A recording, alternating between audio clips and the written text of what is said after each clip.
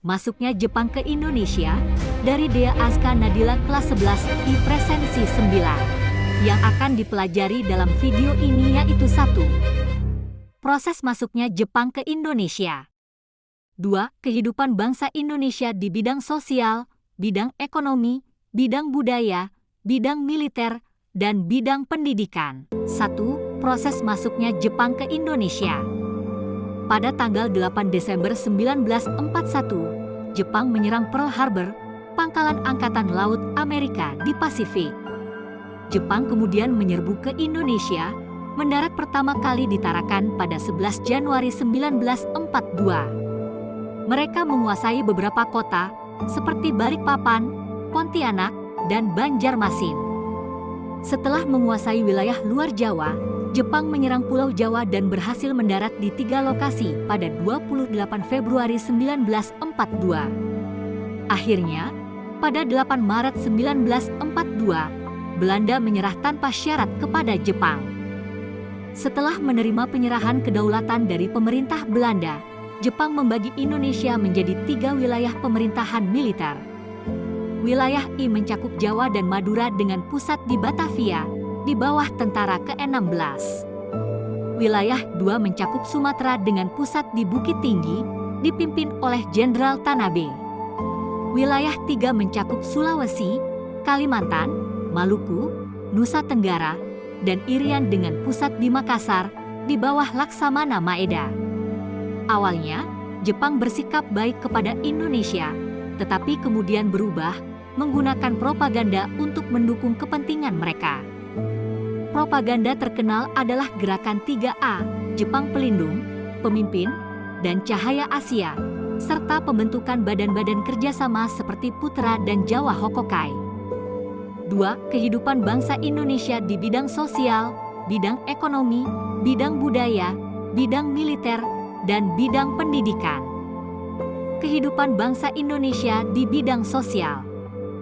Kehidupan sosial masyarakat sangat buruk selama pendudukan Jepang. Mereka menderita karena kegiatan mereka diarahkan untuk perang Jepang. Jepang menerapkan kebijakan seperti menjadi Romusha yang menyebabkan kelaparan, merampas makanan untuk kepentingan militer, dan mempekerjakan gadis sebagai wanita penghibur. Kehidupan bangsa Indonesia di bidang ekonomi. Pada waktu Indonesia di bawah pendudukan Jepang, sistem ekonomi yang diterapkan adalah sistem ekonomi perang. Jepang menguasai sumber daya dari seluruh wilayah untuk mendukung Perang Asia Timur Raya.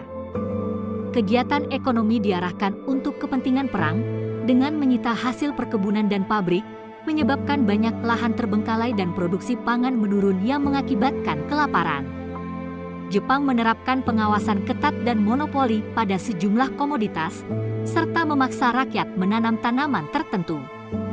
Kebijakan ini sangat menyengsarakan rakyat, buat kehidupan mereka semakin sulit, menyebabkan kekurangan pangan, rendahnya gizi, dan wabah penyakit. Banyak yang terpaksa mengonsumsi makanan yang tidak biasa. Dengan demikian, keadaan sandang rakyat pun sangat memprihatinkan. Kehidupan bangsa Indonesia di bidang budaya. Pada awalnya, Jepang bersikap baik kepada rakyat Indonesia dan membebaskan pemimpin yang ditahan Belanda. Jepang mengklaim tidak akan menjajah Indonesia.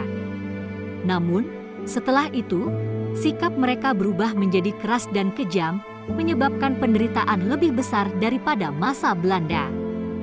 Jepang menerapkan kebudayaan mereka dan mendirikan pusat kebudayaan untuk mengawasi seniman. Kehidupan bangsa Indonesia di bidang militer.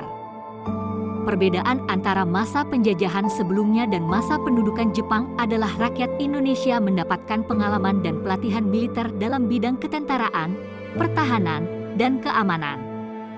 Pelatihan ini mencakup dasar-dasar militer, baris berbaris, latihan menggunakan senjata, organisasi militer, dan latihan perang.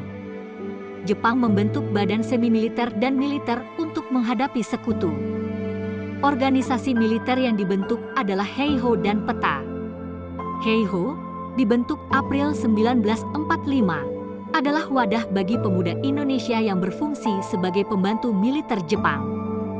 Peta, dibentuk 3 Oktober 1943, bertugas mempertahankan tanah air Indonesia. Organisasi semi-militer yang dibentuk termasuk Suishintai, Keibodan, Seinendan, Fujinkai, Seinentai, Gakutotai, dan Hizbullah masing-masing memiliki tujuan dan anggota yang berbeda. Kehidupan bangsa Indonesia di bidang pendidikan. Pendidikan yang dikembangkan oleh Jepang bertujuan untuk membebaskan dan menyamakan hak, menghapus diskriminasi terhadap pelajar pribumi akibat Belanda. Mereka menerapkan sistem pendidikan 12 tahun dan membuka sekolah umum, melatih guru dengan doktrin Hako Ichiu, dan mengganti sekolah Belanda dengan sekolah vokasi, serta memperhatikan pendidikan Islam. Begitulah sejarah masuknya Jepang ke Indonesia. Semoga bermanfaat. Sekian dan terima kasih.